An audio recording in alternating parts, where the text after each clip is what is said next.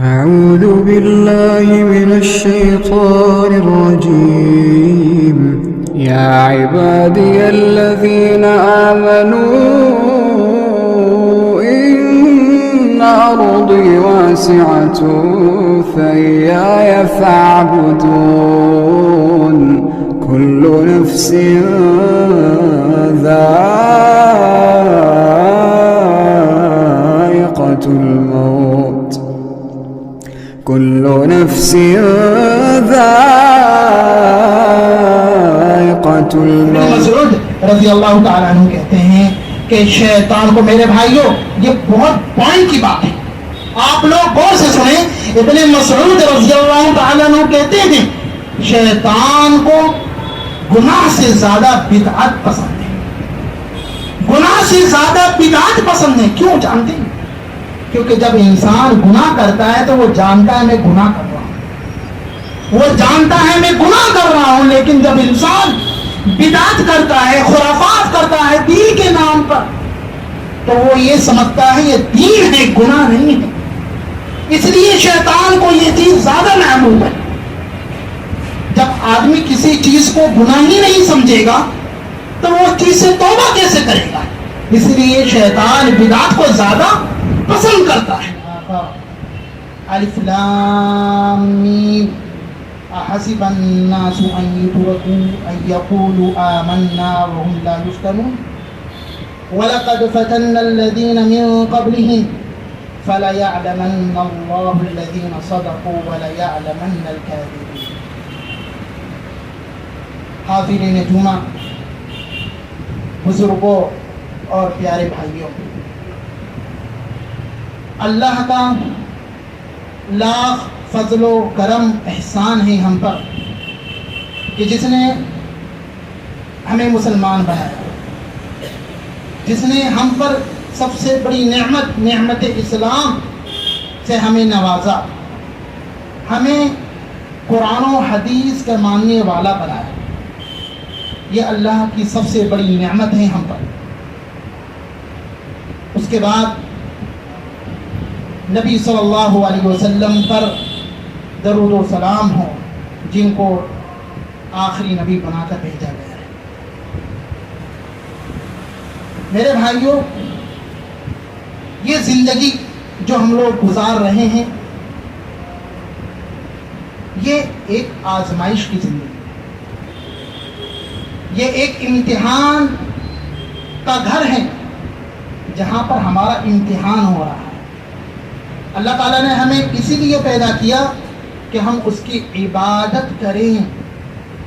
بچے کو داخلہ اسکول میں اس لیے دیا جاتا ہے تاکہ وہ پڑھے، اس کا امتحان لیا جائے. اللہ تعالیٰ نے ہمیں دنیا میں بھیجا، مقصد کیا تھا؟ تاکہ ہم اللہ تبارک و تعالیٰ کی عبادت کریں. یہ پوری دنیا، ہم دنیا میں آئے ایک آزمائش، امتحان ہے. اللہ تعالیٰ ہم سے امتحان لینا چاہتا ہے، دیکھنا چاہتا ہے کہ ہم اس امتحان میں پاس ہوں گے یا فیل ہوں گے. میں نے آپ لوگوں کے سامنے ایک آیت پڑھی، الف لام میم احسب الناس ان يتركوا ان يقولوا آمنا وهم لا يفتنون. کیا لوگ یہ گمان کر بیٹھے ہیں ایمان لانے کے بعد صرف یہ کہہ دینے سے کہ میں ایمان لایا ان کو چھوڑ دیا جائے گا، ان کو امتحان، ان کو آزمائش میں مبتلا نہیں کیا جائے گا؟ ایسی بات نہیں ہے. ہم نے اس سے پہلے قوموں کو آزمایا ہے، آزمائش میں ڈالا ہے. کیوں؟ فَلَيَعْلَمَنَّ اللَّهُ الَّذِينَ صَدَقُوا وَلَيَعْلَمَنَّ الْكَاذِبِينَ. تاکہ اللہ تبارک و تعالیٰ سچے اور جھوٹوں کو پہچان. یہ ہے دنیا کا مقصد. اور ایک چیز یاد رکھیں، بہت سارے لوگ سوچتے ہیں کہ آزمائش صرف برائیوں سے ہوتی ہے، مصیبتیں نازل ہو جائیں اس سے ہوتی ہے. ایسی بات نہیں ہے. جہاں اللہ تعالیٰ مصیبتوں سے بندوں کو آزماتا ہے وہیں پر خوش خوشحال کر کے بھی بندے کو آزماتا ہے. اکثر لوگ غلط فہمی کے شکار ہیں. اللہ تعالیٰ کیا ارشاد فرماتے ہیں؟ وَنَبْلُوكُمْ بِالشَّرِّ وَالْخَيْرِ فِتْنَةً، اور ہم تمہیں شر اور خیر سے آزمائیں گے. اگر ہمیں کوئی مصیبت، کوئی برائی لاحق ہوتی ہے تو ہم اس پر صبر کریں، شکوہ شکایت نہ کریں. اور اگر ہمیں کوئی خوشحالی حاصل ہوتی ہے تو ہم اللہ کا شکر ادا کریں، شکر گزار بندے بنیں. لیکن اکثر لوگ خوشحالی میں اللہ کو بھول جاتے ہیں. وَقَلِيلٌ مِّنْ عِبَادِيَ الشَّكُورُ، بہت کم بندے ہیں جو اللہ کا شکر ادا کرتے ہیں. میرے بھائیوں، جیسا کہ میں نے بتایا کہ ہمیں ہر گھڑی یہ سوچ کے گزارنی چاہیے کہ اللہ تعالیٰ ہم سے ہر وقت اور لمحے کے بارے میں سوال کرے گا. یہ امتحان ہے اور اس کے بارے میں ہم سے پوچھا جائے. فتنہ کسے کہتے ہیں؟ آزمائش کسے کہتے ہیں؟ اگر میں آپ لوگوں سے پوچھوں تو بہت سارے لوگ بولیں گے فتنہ مطلب یہ ہے لڑائی جھگڑا، قتل و غارت. بھائی تو نے فتنے میں ڈال دیا، مطلب تو لڑائی جھگڑے میں ہم لوگوں کو ڈال دیتا ہے، یہ مراد ہے. لیکن شریعت میں فتنہ کا جو مفہوم ہے، جو معنی ہے، اس سے وسیع مفہوم ہے. شریعت میں کسے کہتے ہیں مفہوم؟ شریعت میں مفہوم اس چیز کو کہتے ہیں فتنہ کہ جو چیز اللہ کی بندگی اطاعت میں، اللہ کی بندگی اطاعت میں جو چیز آپ کے سامنے آ جائے، آپ کو روک دے، آپ کو سست رفتار کر دے، آپ کو حق سے پھیر دے، تو یہ چیز فتنہ کہلائے گی، چاہے کوئی سی بھی چیز ہو.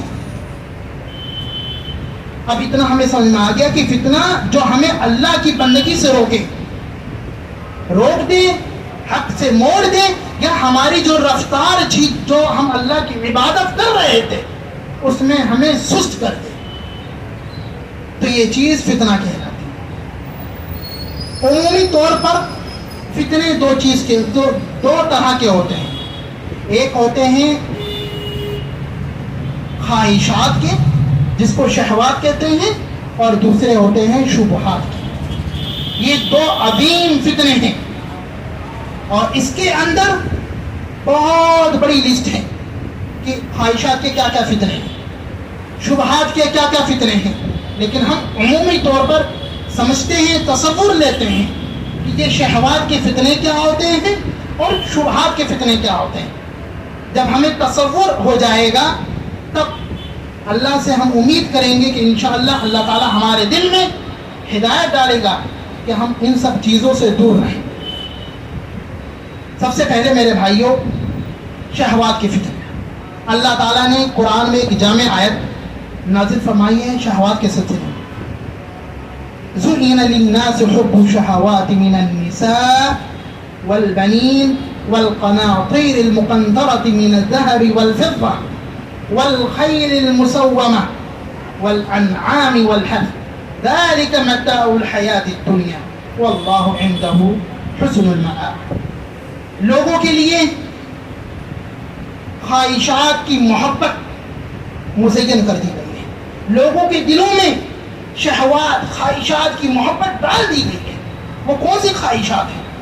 عورتوں کی محبت، بچوں کی محبت، اور سونے چاندی کے ذخیروں کی محبت، مال دولت کی محبت، کھیتیوں کی محبت، اور بڑی بڑی جاگیروں کی محبت، اور اسی طرح سے بہت ساری چیزوں کی خواہشات لوگوں کے دلوں میں ڈال دی گئی ہے. اللہ تعالیٰ ارشاد فرماتے ہیں یہ سب دنیا کے سامان ہیں، اللہ کے پاس اس سے بہترین سامان رکھا. اللہ ہمیں یہ سبق دینا چاہتا ہے کہ ہم یہ سب سامان کو دنیا کا سامان سمجھیں، اس کو ہمیشہ کا سامان نہ سمجھیں، اور ان سب چیزوں سے ہمیں آخرت کے لیے تیاری کرنی چاہیے. یہ اللہ تعالیٰ ہمیں اس آیت سے پیغام پہنچانا چاہتا ہے. اب سوال یہ ہے، بہت سارے لوگ اسلام پر یہ الزام لگاتے ہیں کہ اسلام کیا خواہشات کو روکنے کا کام کرتا ہے، خواہشات کو بند کرنے کا، لوگوں کو اسے روکنے کا کام کرتا ہے؟ تو میرے بھائیوں ہم لوگ کیا جواب دیں گے؟ تو یاد رکھیں، اسلام کبھی بھی جائز، ضروری، فطری خواہشات کو روکتا نہیں ہے، بلکہ اس کا حکم دیتا ہے. اور اگر کوئی شخص ان فطری خواہشات کو روکے تو وہ اسلام کے طریقے پہ نہیں ہے، وہ امت محمدیہ میں سے. یہ اسلام کہتا ہے. کیا مطلب؟ آپ صلی اللہ علیہ وسلم کے ایک پیاری حدیث ملاحظہ فرمائیں. 3 لوگ آپ صلی اللہ علیہ وسلم کے گھر آتے ہیں اور پوچھتے ہیں کہ عبادت، مسجد میں عبادت کے بعد آپ کا گھر میں کیا ماحول رہتا ہے، آپ کیا کیا عبادت کرتے ہیں؟ تو امہات المؤمنین کہتی ہیں کہ آپ اس طرح عبادت کرتے ہیں. 3 لوگ آپ کی یہ عبادت سن کر اس کو کم سمجھتے ہیں اور کہتے ہیں کہ بس آپ صلی اللہ علیہ وسلم اتنی ہی عبادت کرتے تھے. تو ایک آدمی کہتا ہے، آپ لوگ سنیے، ایک کہتا ہے کہ اب میں کبھی بھی شادی نہیں کروں گا، لا اتزوج النساء، کبھی بھی شادی نہیں کروں گا. اور دوسرا بندہ کہتا ہے کہ اب میں کبھی بھی افطار نہیں کروں گا، ہر دن روزہ رکھوں گا. اور تیسرا بندہ کہتا ہے کہ اب میں رات بھر جاگوں گا، قیام اللیل کروں گا، تہجد پڑھوں گا، سوؤں گا نہیں. دیکھیں، تینوں جو فطری خواہشات اللہ تعالیٰ نے انسان کے دل میں ڈالی ہیں، وہ ان چیزوں کا خاتمہ کر رہے تھے. یہ 3 لوگ جب یہ آپ صلی اللہ علیہ وسلم کو خبر ملی تو آپ صلی اللہ علیہ وسلم فوراً منبر پر چڑھ گئے اور آپ نے ان لوگوں کی سرزنش کی اور بتایا کہ میں عورتوں سے بھی شادی کرتا ہوں، تمہاری طرح نہیں ہو کہ میں عورتوں سے الگ تھلگ ہو جاؤں، میں اپنی خواہشات کی بھی تکمیل کرتا ہوں اور میں رات میں نماز بھی پڑھتا ہوں اور سوتا بھی. جسم کا بھی حق ہے، اس کا بھی حق میں ادا کرتا ہوں. اور اسی طرح سے میں دن میں روزے بھی رکھتا ہوں اور کبھی روزے نہیں رکھتا. یہ سب جسم کا حق ہے، لوگوں کا حق ہے، گھر والوں کا حق ہے، سب کا میں حق ادا کرتا ہوں. اور آگے نبی صلی اللہ علیہ وسلم ارشاد فرماتے ہیں، ملاحظہ فرمائیں، فَمَنْ رَغِبَ عَنْ سُنَّتِي فَلَيْسَ مِنِّي، جو شخص میرے طریقے پہ نہیں چلے گا جیسا میں بتا رہا ہوں، فَلَيْسَ مِنِّي، تو میرے طریقے پہ نہیں ہے، وہ امت محمدیہ کے طریقے پہ نہیں ہے، وہ اپنے ہی کسی الگ طریقے پر ہے. اس سے ہمیں کیا معلوم چلتا ہے کہ اسلام ہمیشہ جائز فطری خواہشات کی تکمیل کا حکم دیتا ہے. ہاں، وہ خواہشات جو ناجائز ہوں، جو نقصان دہ ہوں، یا وہ خواہشات جو جائز کی حد سے پار ہو جائیں، تو وہ چیز اسلام میں حرام ہوتی ہے. اسی لیے عورتوں کو فتنہ کہا گیا ہے، بچوں کو فتنہ کہا گیا ہے، اسی لیے مال و دولت کو فتنہ قرار دیا گیا ہے. اگر کسی کی عورت کسی کے شوہر کے سامنے اگر دین کا فتنہ بنے تو وہ عورت، وہ بیوی اس کے لیے فتنہ بن جائے. اگر اسی طرح سے بیوی کے لیے شوہر فتنہ بننا ہے تو یہ شوہر اس کے لیے فتنہ بنے گا. اگر اس کو دین سے روکتے ہیں یا دین سے روکتی ہے، دین پر عمل کرنے سے روکتے ہیں یا روکتی ہیں، تو یہ سب چیزیں فتنہ کہلائیں گی. چاہے وہ بیوی یا شوہر یا بچے یا مال دولت، اگر آپ کو دین پر عمل کرنے سے روک رہے ہیں تو یہ سب چیزیں فتنہ کہلائیں گی. حالانکہ یہ سب چیزیں اصل میں جائز ہیں، ایک انسان کی خواہشات ہیں. پیسہ جمع کرنا، کیا آپ کو معلوم نہیں ہے اللہ کے نبی صلی اللہ علیہ وسلم ارشاد فرماتے ہیں، لا حرج بالغنى لمن اتقى اللہ، جو متقی شخص ہے اس کے لیے کوئی حرج کی بات نہیں ہے کہ وہ مالداری حاصل کرے، کمائے. انبیاء کرام کماتے تھے کہ نہیں کماتے تھے؟ اگر یہ چیز ناجائز ہوتی تو ہمارے انبیاء کرام، ہمارے نبی صلی اللہ علیہ وسلم یہ سب چیزوں کو منع فرماتے تھے. اور اسی طرح سے اللہ کے نبی صلی اللہ علیہ وسلم نے کیا ارشاد فرمایا ہے؟ خیر متاع الدنیا المرأة الصالحہ. اگر عورت فتنہ ہوتی شروع سے لے کر آخری تک تو پیارے نبی صلی اللہ علیہ وسلم یہ ارشاد نہیں فرماتے کہ دنیا کی سب سے بہترین چیز کیا ہے؟ المرأة الصالحہ، نیک عورت دنیا کی سب سے بہترین چیز ہے.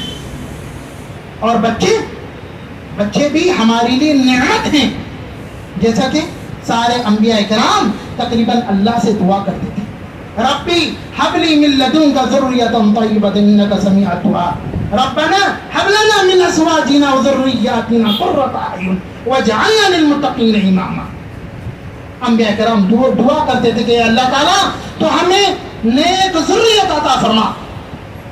تو اس سے ہمیں یہ معلوم چلتا ہے جو خواہشات ہمیں نقصان پہنچا رہی ہیں یا وہ خواہشات جو جائز تو ہیں لیکن اپنی حد پار کر جا رہی ہیں، تو یہ چیز اسلام میں منع ہے. تو ہمیں ان سب خواہشات سے رکنا ہے. میرے پاس ٹائم نہیں ہے، نہیں تو خواہشات کی ایک بہت بڑی لسٹ ہے. آج بہت سارے نوجوان لوگ عشق و محبت میں پڑ گئے ہیں. یہ بھی ایک خواہش ہے لیکن غلط خواہش ہے. کیا اسلام ہمیں اس طرح سے عشق و محبت کرنا سکھاتا ہے؟ اور اسی طرح بہت سارے لوگ سودی کاروبار میں ملوث ہیں. مال کی خواہش نے لوگوں کو حرام طریقے پر مجبور کر دیا. تو ہمیں سب سے پہلے اللہ کے طریقوں کو پہچاننا ہوگا. جائز جو خواہشات ہیں، جو فطری خواہشات ہیں، انہی پر عمل کرنا ہوگا. اور اس کے علاوہ جو نقصان دہ خواہشات ہیں، جو ناجائز ہیں، ان خواہشات سے اپنے آپ کو روکنا ہوگا. اس طرح ہمیں معلوم چلا کہ خواہشات کے فتنے کیا ہیں. اس کے بعد دوسرا فتنہ جو سب سے بڑا فتنہ ہے وہ شبہات کی فتنہ. شبہات کسے کہتے ہیں؟ وہ چیز جو آپ کے دل اور حق کے درمیان رکاوٹ بن جائے، وہ چیز شبہ کہلاتی ہے. میرے بھائیوں، یہ شبہات کے فتنے سب سے خطرناک فتنے ہوتے ہیں. شبہات کے فتنے کبھی آپ کے عقیدے سے متعلق ہوتے ہیں، اللہ پہ ایمان لانے کے متعلق ہوتے ہیں. بہت سارے بدعتی لوگ ایسے ہیں جو لوگ اللہ کے سلسلے میں غلط ایمان رکھتے ہیں، وحدت الوجود کے قائل ہیں. یہ سب جو شبہات ہیں آدمی کو دین سے نکال دیتے ہیں. کبھی کبھی یہ فتنے، یہ شبہات اللہ کے رسول صلی اللہ علیہ وسلم کے سلسلے میں ہوتے ہیں، اور کبھی کبھی یہ فتنے، یہ شبہات صحابہ کرام کے سلسلے میں ہوتے ہیں. بہت سارے صحابہ کرام کو شبہات کے بنا پر بہت سارے لوگ برا بھلا کہتے ہیں. آدمی دین سے خارج ہو جاتا ہے. اسی طرح سے یہ شبہات کی وجہ سے، یہ جو شکوک و شبہات ہوتے ہیں، دین میں جو بدعات ہوتی ہیں، ان کی وجہ سے انسان اسلام سے خارج ہو جاتا ہے. تو آدمی کو ان شبہات سے، ان شکوک سے، ان بدعات سے، ان خرافات سے بچنا ہے تاکہ وہ اپنے ایمان کو، اپنے عقیدے کو، اپنے اسلام کو محفوظ کر سکے. ابن مسعود رضی اللہ تعالیٰ عنہ کہتے ہیں کہ شیطان کو، میرے بھائیوں یہ بہت پوائنٹ کی بات ہے، آپ لوگ غور سے سنیں. ابن مسعود رضی اللہ تعالیٰ عنہ کہتے ہیں شیطان کو گناہ سے زیادہ بدعت پسند ہے. گناہ سے زیادہ بدعت پسند ہے. کیوں جانتے ہیں؟ کیونکہ جب انسان گناہ کرتا ہے تو وہ جانتا ہے میں گناہ کر رہا ہوں، وہ جانتا ہے میں گناہ کر رہا ہوں. لیکن جب انسان بدعت کرتا ہے، خرافات کرتا ہے دین کے نام پر، تو وہ یہ سمجھتا ہے یہ دین ہے، گناہ نہیں ہے. اس لیے شیطان کو یہ چیز زیادہ محبوب ہے. جب آدمی کسی چیز کو گناہ ہی نہیں سمجھے گا تو وہ چیز سے توبہ کیسے کرے گا؟ اس لیے شیطان بدعت کو زیادہ پسند کرتا ہے. تو ہمیں شکوک و شبہات، جو لوگ دین میں شکوک و شبہات پیدا کریں، جو غلط باتیں لائیں، دین میں نئی باتیں آئیں، جو دین میں نئی باتوں کو داخل کریں، ان سب باتوں سے ہمیں اپنے آپ کو دور رکھنا ہے اور اپنے دوست اور احباب، اپنے گھر والوں کو بھی دور رکھنا ہے۔ یہ ہوئے خواہشات کے فتنے اور یہ ہوئے شبہات کے فتنے۔ اب سوال یہ ہے کہ انسان یہ سب فتنوں سے گھرا ہوا ہے، اب وہ ان سے بچنے کا کیا طریقہ بنا، کیا طریقہ اسلام نے، اللہ اس کے رسول صلی اللہ علیہ وسلم نے ہمیں بتایا ہے؟ تو سب سے پہلے بات میرے بھائیوں یہ ہے کہ سب سے پہلے ہمیں یہ، ہمارا یہ ایمان ہے، یہ ہمارا عقیدہ ہے کہ اللہ تعالی حکیم ہے۔ اللہ کا کوئی کام، کوئی عمل بغیر حکمت کے خالی نہیں ہے۔ ان اللہ عزیز الحکیم، اللہ تعالیٰ عزیز ہے، غالب ہے، مغلوب ہو کر کسی کے اندر مجبور ہو کر کوئی کام نہیں کرتا ہے۔ ہمارا رب وہ عزیز ہے، غالب ہے اور حکیم ہے، کوئی بھی کام کرتا ہے تو حکمت سے کرتا ہے، حکمت والا کام ہوتا ہے اس کا۔ تو اگر ہم پر اس ماحول میں کوئی مصیبت آ رہی ہے، کسی کی طرف سے کوئی تکلیف آ رہی ہے، ہمیں کوئی ستا رہا ہے، تو ہمیں یہ سوچنا چاہیے یہ سب چیزیں اللہ کی حکمت کی وجہ سے، یہ سب چیزوں سے ہمیں یہ نہیں کہ پریشان ہو جائے، شکوہ شکایت کرے، بلکہ فوراً یہ یاد رکھنا ہوگا، یہ یاد کرنا چاہیے کہ یہ سب چیزیں اللہ کی حکمت سے ہیں، کوئی چیز بغیر حکمت کے خالی نہیں ہے۔ عائشہ رضی اللہ تعالیٰ عنہ پر جب زنا کی تہمت لگائی گئی، کتنی بڑی بات تھی، آپ صلی اللہ علیہ وسلم کی بیٹی، آپ صلی اللہ علیہ وسلم کی بیوی پر سارے لوگ تہمت دینے لگے، برا بھلا کہنے لگے، لیکن اللہ تعالیٰ نے قرآن میں کیا ارشاد فرمایا؟ نبی کی بیوی ہیں، اللہ تعالیٰ قرآن میں ارشاد فرماتے ہیں یہ چیز برا نہیں ہے تمہارے لیے، بلکہ بل ہوا خیر لکم، یہ چیز تمہارے لیے بہتر ہے، اس کو سمجھو تم لوگ۔ فوراً شکوہ شکایت، نبی پر الزام، بیوی پر الزام، یا صحابہ پر الزام جو جنہوں نے غلطی کر دی، فوراً اس چیز کو برا نہ سمجھو، یہ سمجھو یہ چیز خیر ہے۔ اس کے بعد کیا ہو؟ عائشہ رضی اللہ تعالیٰ عنہ کے لیے قرآن میں ایک آیت نازل ہو گئی، آج ان کے شرف کے لیے، ان کی عفت بیان کرنے کے لیے قرآن میں ایک آیت نازل ہو گئی۔ اس سے اچھی چیز کیا ہو سکتی ہے کہ قیامت تک وہ آیت پڑھی جاتی رہے گی، جس سے ہمیں بہت سارے فوائد حاصل ہو رہے ہیں۔ تو کسی چیز کو ہمیں برا نہیں سمجھنا چاہیے، ہر چیز اللہ کی حکمت، اللہ کے علم میں ہوتی ہے۔ اور اسی طرح سے میرے بھائیوں، دوسری چیز جس سے ہمیں ان سب چیزوں سے بچنا چاہیے وہ چیز ہے صبر کرنا، صبر و تحمل کی چیز کی صفت ہمارے اندر ہونی چاہیے۔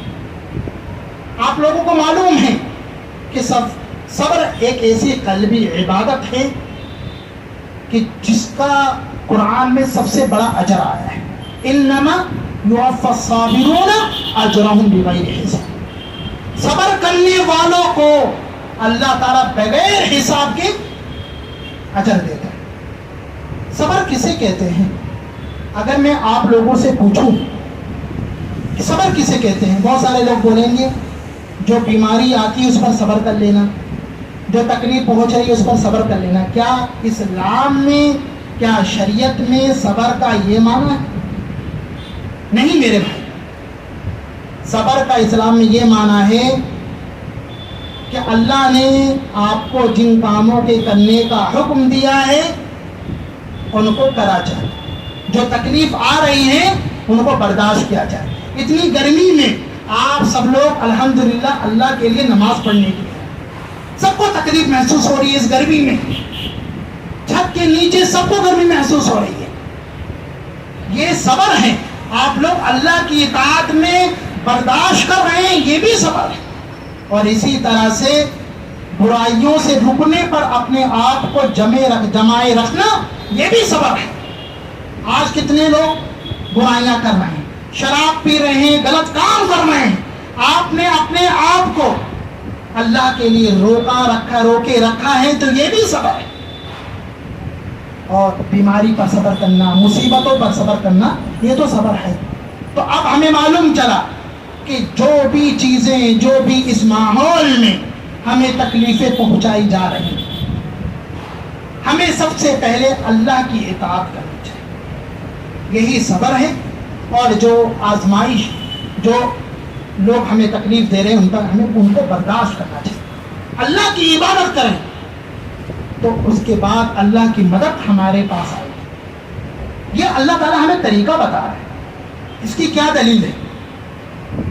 آل عمران کی آخری آیت ہے, یا ایھا الذین آمنوا اصبروا, اے مومنو صبر کرو. اب معلوم چل گیا.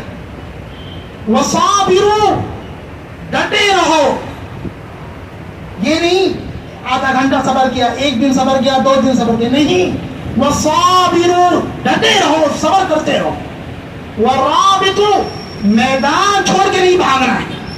یہ نہیں کئی مہینوں تک صبر کیا, کئی مہینوں تک اللہ کی عبادت کرتے رہے, اس کے بعد سب کچھ چھوڑ کر اللہ کی مدد نہیں آ رہی ہے, چھوڑ چھاڑ کر بھاگ کے. نہیں, اللہ تعالیٰ کیا بول رہے ہیں؟ صبر کرتے رہو, ڈٹے رہو, میدان چھوڑ کے نہیں بھاگنا ہے. آگے کیا فرما رہے ہیں؟ واتقوا اللہ, اللہ کا تقوی بھی اختیار کرتے رہو, اللہ کی بندگی بھی اختیار کرتے رہو. کیا فائدہ؟ لعلکم تفلحون, تو کامیابی قدم بوسے گی تمہاری, تمہیں کامیابی ملے گی, اللہ کی مدد تمہیں حاصل ہوگی. یہ چیزیں ہیں جو اللہ تعالیٰ ہمیں فتنوں کے وقت میں ہمیں سکھا رہا ہے. اور اسی طرح سے میرے بھائیوں, تیسری چیز جو ہمیں اختیار کرنی چاہیے, ہمیں سنجیدگی سے کوئی فیصلہ لینا چاہیے, جلد بازی میں کوئی فیصلہ نہیں کرنا چاہیے. اور آپ لوگوں کو معلوم ہے سنجیدگی کے ساتھ رہنا, سنجیدگی سے فیصلہ کرنا نبوت کے 24 حصوں میں سے ایک حصہ ہے, نبیوں کا طریقہ ہے. اور اگر آپ فتنوں کے وقت میں جوش کام نہیں دیتا ہے, بلکہ عقل مندی, سنجیدگی سب کام دیتی ہے. اور اسی طرح سے میرے بھائیوں, ایک چیز اور یاد رکھیں کہ ہم مسلمان ہیں, ہم مومن ہیں. ہمارا عقیدہ ہے کہ ہم اللہ پر ایمان رکھتے ہیں. تو اگر کچھ مصیبتیں, کچھ آزمائشیں آ رہی ہیں, تو ہمیں کبھی بھی نا امید نہیں ہونا چاہیے. اللہ سے ہمیشہ امید لگائی رکھنی چاہیے. موسیٰ علیہ السلام کی قوم جب ندی کے پاس پہنچی, دیکھا کہ پیچھے فرعون فوج کے ساتھ انتظار کر رہا ہے, تو موسیٰ کی قوم نے کیا کہا تھا؟ قال اصحاب موسیٰ انا لمدرکون, اے موسیٰ انہوں نے تو ہمیں پکڑ لیا. تو موسیٰ علیہ السلام نے کیا کہا؟ انا ربی انا کلا ان معی ربی سیہدین, ہرگز نہیں, میرے ساتھ تو میرا رب ہے جو میری رہنمائی کر رہا ہے. وہاں پر بھی کوئی امید نہیں چھوڑی.